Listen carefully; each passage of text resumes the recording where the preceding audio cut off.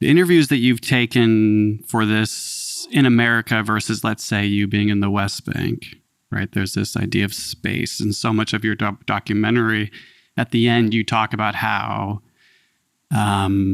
old homes or villages that had been rebuilt with almost the history kind of changed, which means that this trauma, this violence and this experience and tragedy is kind of embedded in the space itself, potentially.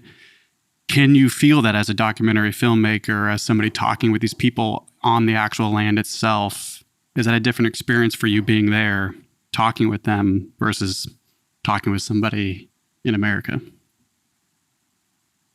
Yes and no. I mean, pretty much every Palestinian you talk to, this is what matters to them, no matter where they are. And there are Palestinians living all over the world. No matter where you live, I can pretty much guarantee there are Palestinians living near you, because so many of them were forced out of their homes and they've gone everywhere.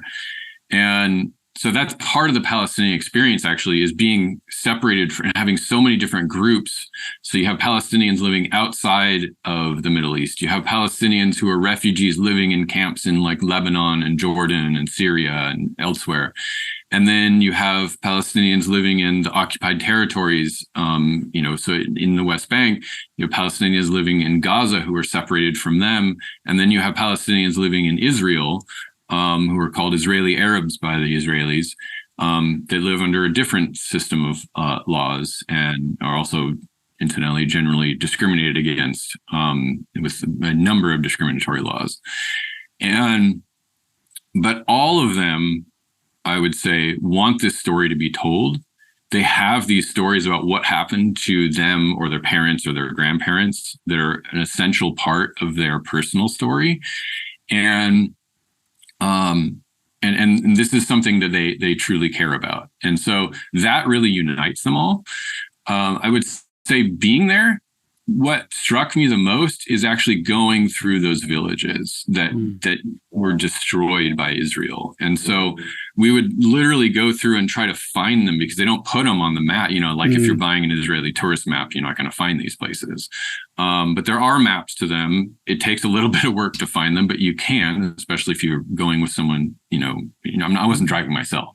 Right, exactly. You walk through these places, and what's fascinating is that you'll see like pictures, or you'll see like little historical markers that'll have images of like ancient people milling wheat, for example, next to a wheat mill.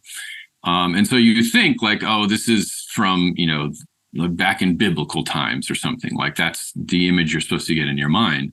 When in reality, the people who use that mill that's sitting right there in ruins live just like, a few dozen miles away in many times in refugee camps. And it's really eye-opening to see like these places literally turned to, to have their history erased. And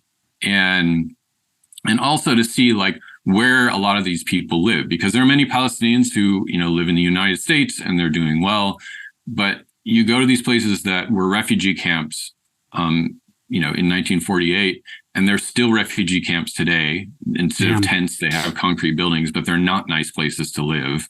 And these people have been living like this their entire lives. And and as you live like that your entire life, you are always knowing that you had a nice home just a few dozen miles away.